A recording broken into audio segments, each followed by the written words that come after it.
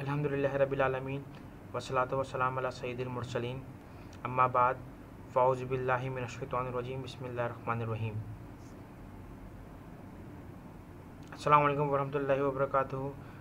Dear students, today we will continue our chapter number 4 of 9 chemistry, and we will start this chapter from our next topic. The name of our topic is modern periodic table.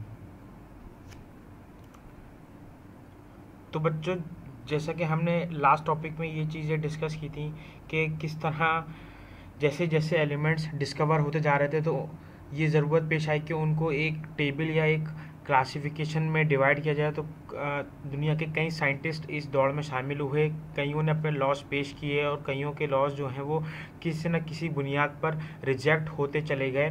Last law जो हमने पढ़ा था Mendeleev का पढ़ा, और उसके बारे में जो कि हमने लास्ट टॉपिक में भी किया था डिस्कस कि कई लोग आज यही कहते हैं कि जो आज का जो मॉडर्न पीरियोडिक टेबल है वो दरअसल मेंडलीफ का ही एक अपडेटेड लॉ है जो कई साइंटिस्ट ने बाद में मिलकर बनाया। तो आइए अब हम अपने इस टॉपिक को स्टार्ट करने जा रहे हैं जो है कि है मॉडर्न पीरियोडिक टेबल।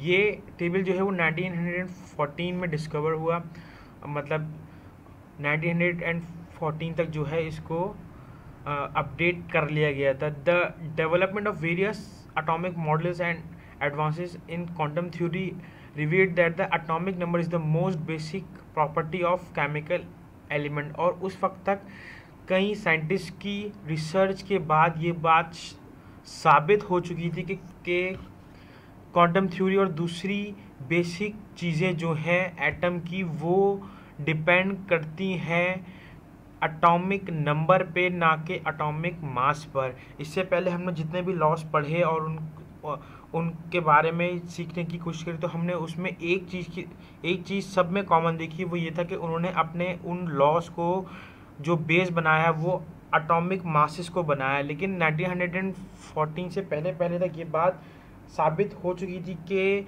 एलिमेंट्स की जो बेसिक प्रॉपर्टी है और जो क्वांटम थ्योरी ने जो इस चीज़ को जाहिर किया वो ये चीज़ जाहिर करती थी कि एटॉमिक नंबर जो है वो इसकी बेसिक प्रॉपर्टी है। इसी चीज़ को देखते हुए जो है जो मेंडलीफ का पीरियोडिक लॉ था उसको चेंज किया गया, और उसको चेंज किस तरह किया गया? The physical and chemical properties of the element are periodic function of their atomic numbers. जी हाँ, बिल्कुल।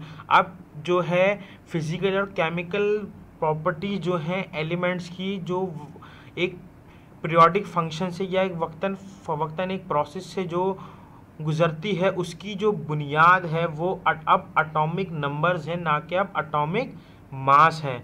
The modern periodic table contains 7 horizontal rows called periods and 18 columns called rows। जो एटॉमिक पीरियोडिक टेबल है इसके अंदर जो है 7 जो हैं रॉज हैं जिनको हॉरिजॉन्टल रॉज हैं जिनको पीरियड कहा गया, और 18 कॉलम्स हैं जिनको रॉज का नाम दिया गया। अच्छा, उससे पहले जो है हम थोड़ी इसकी हिस्ट्री पढ़ लेते हैं कि ये किस तरह ये जो लॉ था ये हमारे पास वजूद में आया। तो जैसे कि हमने देखा कि बहुत सारे साइंटिस्ट ये सोचते थे कि पीरियोडिक फंक्शन जो है या एलिमेंट्स की जितनी प्रॉपर्टीज़ हैं वो एटॉमिक मास से रिलेट करती हैं, और इसी बुनियाद पे सब साइंटिस्ट ने ये काम किया था। तो एक साइंटिस्ट थे हेनरी मोज़ले, जब मेंडलीफ का लॉ रिजेक्ट हुआ तो उसके बाद उन्होंने उसके लॉ को आगे बढ़ाया, और वो लॉ को आगे किस तरह बढ़ाया कि उसमें जितनी खामियां थीं, जितने उसके ड्रॉबैक्स थे, उन सब ड्रॉबैक्स को दूर किया। और वो दूर किस बेसिस पे करा? जो कि हमने अभी पढ़ा कि एटॉमिक नंबर्स की बुनियाद पर उनको दूर करा। तो और उसी बुनियाद पर फिर हमारे पास ये द ग्रेट पीरियोडिक टेबल सामने आया। ये आज के टाइम का 2020 का सबसे ज़्यादा अपडेटेड पीरियोडिक टेबल है। अब ये कंप्लीट हो चुका है, कई साल लगे इसको कंप्लीट होने में, लेकिन दिसंबर 2015 को IUPAC के अकॉर्डिंग अब इसमें जितनी गैप्स और जितनी अनफिल्ड या अनरिवील्ड एलिमेंट्स थे अब वो सारे जो हैं फिल्ड अप हो चुके हैं, उनको उनके एटॉमिक मासेस, एटॉमिक नंबर और उनको उनके नाम दिए जा चुके हैं। इसके बाद जब ये मॉडर्न पीरियोडिक टेबल आ गया तो इस पर जब साइंटिस्ट ने, कई साइंसदानों ने जब तहकीक करी कि आया ये बाकियों की तरह कहीं बाद में रिजेक्ट ना हो जाए, तो उन्होंने उनकी हर एक चीज़ यानी कि उस टेबल की हर एक चीज़ को स्टडी किया। वो क्या थी? सबसे पहले था पीरियड्स, यानी कि वो वक्फा के जो एक एलिमेंट और दूसरे एलिमेंट के दरमियान पेश आया। तो उसमें क्या क्या थी? The element in the periods have dissimilar properties from left to right across any period. जब हम वर्टिकली जाते हैं, जैसे कि यहाँ पे एक हॉरिजॉन्टल लाइन है, तो पीरियड में भी बिल्कुल ऐसा ही था कि जैसे आप लेफ्ट टू राइट जा रहे थे तो एलिमेंट्स की जो प्रॉपर्टीज थी वो आपस में मैच नहीं कर रही थी। The physical and chemical properties of element change from metallic to non metallic along period. वो किस तरह चेंज हो रही थी कि कई पीरियड्स के अंदर कुछ मेटल्स थे, फिर फॉरन नॉन मेटल्स आ रहे थे। तो ये एक बहुत ही ग्रेजुअल चेंज था जिसने फिजिकल प्रॉपर्टी की उस पॉइंट को वैलिड करार दिया था, जो कि मेंडलीफ ने अपने लॉ में कहा था कि फिजिकल प्रॉपर्टीज जो हैं वो भी चेंज होती हैं हर एलिमेंट की। All period except first starts with an alkali metals with 1 electron in their valence shell and end up with 0 group elements with valence shell having 8 electrons except helium. अगर हम इस पीरियोडिक टेबल में गौर करें तो ये जो horizontal lines है इनको पीरियड्स का नाम दिया गया, यानी कि जो हाइड्रोजन से शुरू हुई और हीलियम पे एंड हुई, तो ये सबसे शॉर्ट पीरियड कहलाता है। 1 2 3 इस तरह करके ये सारे जो हैं पीरियड, और जब हम इनको एक एक करके स्टडी करते हैं तो हमें ये चीज़ मालूम पड़ती है कि हर एक पीरियड में ग्रेजुअली तौर पे चेंज आ रहा है, यानी कि शुरू वो मेटल से होती हैं और वो एंड जाकर नोबल गैसेस पे एंड होती हैं, जो कि हमारा ग्रुप 8 है। अच्छा, ये एक शॉर्ट कॉलम है जिसमें इन सारी पीरियड्स की प्रॉपर्टीज़ लिखी हुई हैं कि जो हमारा फर्स्ट पीरियड है ये सबसे शॉर्टेस्ट पीरियड कहलाता है, जो कि जिसमें सिर्फ 2 एलिमेंट मौजूद हैं, हाइड्रोजन एंड हीलियम। और जो हमारा सेकंड पीरियड है और सेकंड और जो हमारा सेकंड और थर्ड जो है पीरियड, ये शॉर्ट पीरियड्स कहलाते हैं। इनमें इन दोनों में टोटल 8 एलिमेंट्स मौजूद हैं और इनके जो शेल्स हैं वो एल और एम शेल्स हैं। और जो सेकंड पीरियड है वो लिथियम से शुरू होता है, मतलब Li से, और नियॉन पे आके एंड होता है। जबकि जो थर्ड पीरियड है उसमें सारी प्रॉपर्टी सेम है, बस वो सोडियम से स्टार्ट होता है और आर्गन पे जाके एंड होता है। फिर हमारे जो फोर्थ और फिफ्थ पीरियड हैं जो कि लॉन्गेस्ट पीरियड कहलाते हैं, इसमें टोटल 18 एलिमेंट्स हैं और इनमें जो हैं इनके जो एलिमेंट्स हैं इनमें M और N शेल फिल किए जाते हैं और ये शुरू होता है K से, यानी कि पोटेशियम से, और Kr पे जाके एंड होता है। जबकि जो हमारा फिफ्थ पीरियड है इसमें भी बिल्कुल 18 एलिमेंट्स मौजूद हैं और ये स्टार्ट होता है Rb से और Xe पे जाकर एंड होता है। जो हमारा सिक्स्थ पीरियड है वो हमारा सबसे लॉन्गेस्ट पीरियड कहलाता है और इसमें टोटल 32 एलिमेंट्स हैं, जिसमें से 14 जो हैं वो लेंथेनाइड्स हैं। इसके अलावा ये सीजन में शुरू होता है और रोमेंडियम पे जाकर एंड होता है। अच्छा, यहाँ पर लिखा हुआ है 7 जो है वो इनकम्प्लीट पीरियड है। ये एक टाइम तक इनकम्प्लीट पीरियड बिल्कुल रहा है, लेकिन अब जो है ये कंप्लीट हो चुका है। जैसे कि मैंने आपको अभी पीछे भी बताया कि दिसंबर 2015 को 7 पीरियड कंप्लीट हो गया था अकॉर्डिंग टू IUPAC। और ये FR यानी कि फ्रेंशियम से स्टार्ट होता है और ओंगेजियम एक गैस पे जाकर एंड होता है। अब हम बात करते हैं इसी मॉडर्न पीरियोडिक टेबल के कुछ ग्रुप्स की। अच्छा, इनके जो ग्रुप्स हैं उनके ये प्रॉपर्टीज़ हैं कि इनकी जितनी भी कोई सा भी आप क्या नाम है ग्रुप ले लें, उस ग्रुप के अंदर जितने भी एलिमेंट्स हैं उनकी सारी प्रॉपर्टीज सेम होंगी। और वो प्रॉपर्टीज़ क्या क्या हैं? उनमें आमतौर पे वैलेंस इलेक्ट्रॉन्स है, उनकी वैलेंसी है, उनका एटॉमिक साइजेस है। तो ये जितनी भी हैं ये इन सब में पाई जाएंगी। ज़्यादा कम वेरिएशन बिल्कुल होगा, लेकिन ये सारी प्रॉपर्टीज़ इनके अंदर मौजूद रहेंगी, जिसमें आयनाइजेशन एनर्जी है, मेटालिक कैरेक्टर है, इलेक्ट्रॉन पॉजिटिविटी और इलेक्ट्रॉन नेगेटिविटी है। ये हमारे पास एक और चार्ट है इस ग्रुप का, जिसमें इनको मुख्तलिफ नाम दिए गए हैं, जैसा कि यहाँ पे आपके सामने ग्रुप 1A को अल्कली मेटल्स वगैरह कहा गया है, और ग्रुप 2 को, और ये इस तरह करके इनको सारे ये नाम, तो ये जो इन ग्रुप्स को नाम दिए गए, ये इसके शॉर्ट नाम ये भी कि जो हमारा फर्स्ट ग्रुप जो है ये अल्कली मेटल्स कहलाता है, सेकंड अल्कलाइन अर्थ मेटल्स कहलाता है, ये हमारे पास बोरॉन फैमिली, कार्बन फैमिली, ये इनको ये नाम इसलिए दिए गए क्योंकि ये सारे ग्रुप जो हैं ये इसके फर्स्ट मेंबर से स्टार्ट हुए हैं। हैलोजन फैमिली बहुत ही मशहूर फैमिली है और इसकी अपनी एक प्रॉपर्टीज़ हैं जो कि सॉल्ट प्रोड्यूस करती हैं। इसके अलावा जो है ग्रुप 8 जो है, जिसमें हमारे पास नोबल गैसेज होती हैं जो किसी से रिएक्ट नहीं करती हैं, और ये भी हमारी काफ़ी इम्पॉर्टेंट गैसेज और ग्रुप है। इसके अलावा अब हम बात करते हैं मेटल, नॉन मेटल और मेटलॉइड्स की। पहले हम ये देखते हैं कि इस पूरे पीरियोडिक टेबल में कितने मेटल, नॉन मेटल और मेटलॉइड्स हैं। तो ये बात जानकर हैरानी होती है कि इस पूरे पीरियोडिक टेबल के अंदर सबसे ज़्यादा जो तादाद है वो मेटल्स की यानी कि धातु की है। इसके अलावा इसके अंदर टोटल जो है वो 17 जो हैं वो नॉन मेटल्स हैं, जिसमें से 8 के करीब करीब जो हैं वो मेटलॉइड्स हैं। अब इनकी प्रॉपर्टीज़ देखते हैं क्या क्या है। मेटल की आमतौर पे ये हैं प्रॉपर्टीज़ के, ये सॉलिड रहता है रूम टेम्परेचर पे मरकरी को छोड़ के, ये हाई लस्टर है, मेटालिक अपीयरेंस रखता है, good conductor of heat and electricity है, मेलेबल है, डक्टाइल है, अपने जो हैं वो मेल्टिंग पॉइंट्स बहुत हाई रखते हैं और हमेशा इलेक्ट्रॉन लूज करते हैं। जबकि अगर हम मेटलॉइड्स की बात करते हैं तो ये डल और शाइनी कहलाते हैं। कभी कभी ये इलेक्ट्रिसिटी कंडक्ट करते हैं और कभी कभी नहीं करते। आमतौर पे ये जो है बहुत अच्छे सेमी कंडक्टर्स कहलाते हैं।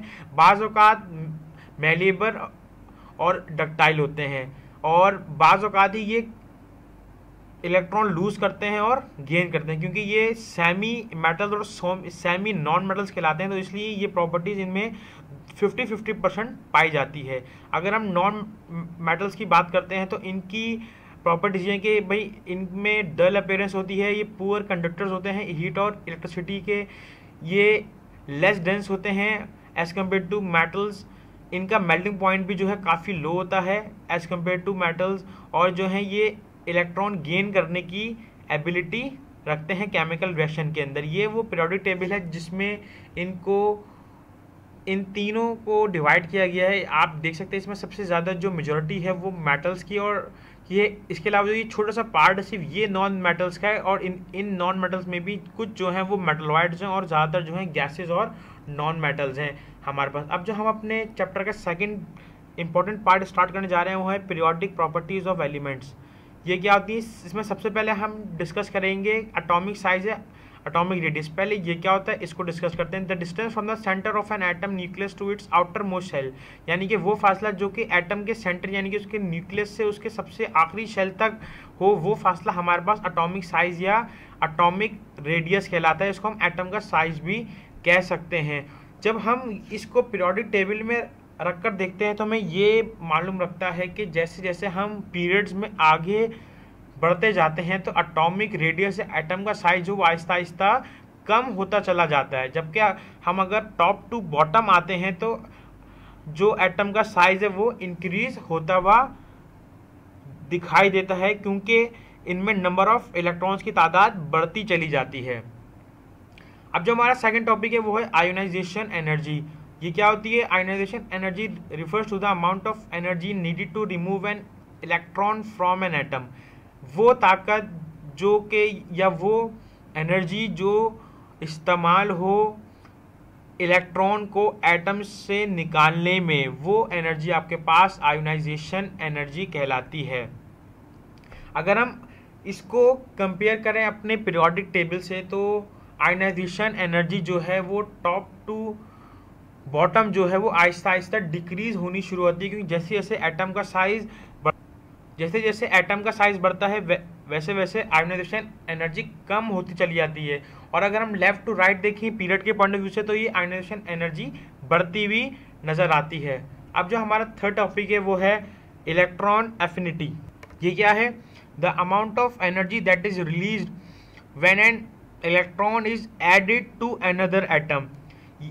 वो अमाउंट ऑफ एनर्जी जो कि ज़रूरत हो किसी भी इलेक्ट्रॉन को दूसरे एटम में भेजने की या उसके अंदर ऐड होने की, वो एनर्जी हमारे पास इलेक्ट्रॉन एफिनिटी कहलाती है। यानी कि अगर एक एटम अपने शेल से इलेक्ट्रॉन रिलीज करता है तो वो आयोनाइजेशन एनर्जी होती है, और फिर वही इलेक्ट्रॉन अगर दूसरे एटम में जाकर ऐड हो जाए तो उसमें जो एनर्जी लगती है वो हमारे पास इलेक्ट्रॉन एफिनिटी कहलाती है। हम अगर इसको अपने पीरियोडिक टेबल में रखकर देखें तो हम अगर पीरियड के पॉइंट ऑफ व्यू से देखते हैं तो लेफ़्ट टू राइट जो है इलेक्ट्रॉन एफिनिटी हमें बढ़ती हुई नज़र आती है, और उसी तरह हम अगर बॉटम से टॉप की तरफ जाते हैं तो हमें तब भी इलेक्ट्रॉन एफिनिटी बढ़ती हुई नज़र आएगी। यानी कि हम इसका अगर वाइस वर्सा कहें, अगर हम इसका उल्टा कहें तो यानी कि अगर हम ग्रुप में टॉप से बॉटम आएंगे तो इलेक्ट्रॉन एफिनिटी डिक्रीज होगी, कम होगी। इलेक्ट्रोनेगेटिविटी ये क्या होती है? The property of an atom to attract the shared pair of electron toward itself in a bond is known as electronegativity. यानी कि एटम की वो ताकत या सलाहियत जिससे वो शेयर्ड पेयर ऑफ इलेक्ट्रॉन यानी कि वो पेयर ऑफ इलेक्ट्रॉन जो उसने केमिकल बॉन्डिंग में दूसरे एटम के साथ शेयर किए, वो उस पेयर को अपनी तरफ खींचने की ताकत रखता है, वो प्रॉपर्टी इलेक्ट्रोनेगेटिविटी कहलाती है। पीरियड में इस पूरे मॉडर्न पीरियोडिक टेबल में जो फ्लोरीन है उसमें सबसे ज़्यादा ये इलेक्ट्रोनेगेटिविटी की पावर जो सबसे लो है वो फ्रेंशियम में पाई जाती है। इसको आप इस डायग्राम के तौर से भी समझ सकते हैं कि ये जो सेंटर में दो रेड हैं ये शेयर्ड पेयर ऑफ इलेक्ट्रॉन है और इन दोनों में एक तरह की फोर्स लग रही है। अब जिसकी इलेक्ट्रोनेगेटिविटी फोर्स ज़्यादा होगी वो ये दोनों इलेक्ट्रॉन अपनी तरफ खींच के और अपने शेल में ले जाएगा, और जो दूसरा है उसके हाथ कुछ नहीं आएगा। अच्छा, अब इसको अगर हम अपनी पीरियोडिक पॉइंट ऑफ व्यू से देखें तो अगर हम लेफ़्ट टू राइट जाते हैं तो इलेक्ट्रोनेगेटिविटी बढ़ती हुई आपको नज़र आएगी, और आप यहाँ देख सकते हैं कि फ्लोरीन जो है वो यहाँ पे टॉप में मौजूद है। अच्छा, यहाँ पे सवाल है कि नियॉन क्यों नहीं है? वो इसलिए क्योंकि ये नोबल गैसेस जब किसी से रिएक्ट ही नहीं करती, जब किसी से बॉन्ड ही नहीं बनाती तो इनमें इलेक्ट्रोनेगेटिविटी का सवाल ही नहीं उठता है। तो इसलिए यहाँ पर फ्लोरीन सबसे हाईएस्ट है। क्यों? क्योंकि इलेक्ट्रोनेगेटिविटी जो है वो ग्रुप के एतबार से अगर हम देखें तो टॉप टू बॉटम जो है वो डिक्रीज यानी कि कम होती हुई नज़र आती है। तो उस हिसाब से फ्रेंशियम यहाँ पे सबसे लोएस्ट इलेक्ट्रोनेगेटिव एलिमेंट पाया जाता है। तो बच्चों, ये हमने कुछ चीज़ें डिस्कस करी। यहाँ पर जो है हमारा चैप्टर जो है एंड होता है। आई होप बच्चों आपको ये चैप्टर समझ में आया होगा, और इसमें हमने जो टर्मिनोलॉजीज़ को डिस्कस किया वो भी समझ में आया होगा कि किस तरह एक टाइम बाद हमें हमारा पीरियोडिक टेबल मिला और हमने उसको कंप्लीट करा, किस तरह साइंटिस्ट ने इसमें अपनी जान लगा दी, अपने लॉज, अपनी चीज़ें पेश करने में, और एक टाइम बाद कई गलतियां करते हुए, कई ब्लंडर्स करते हुए आखिरकार आज हमारे पास जितने एलिमेंट्स डिस्कवर अब तक हो चुके हैं उस हिसाब से हमारा मॉडर्न पीरियोडिक टेबल अल्हम्दुलिल्लाह तौर पे कंप्लीट हो चुका है। अब इंशाल्लाह अगर आने वाले वक्तों में नए एलिमेंट्स डिस्कवर किए जाते हैं या होते हैं तो उनको भी इन्हीं लॉज के तहत जो है वो इसमें प्लेस किया जाएगा। इन दी एंड बच्चों,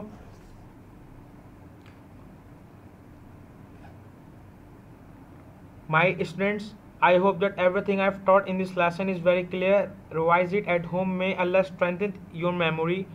Ameen. Assalamu alaikum warahmatullahi wabarakatuh.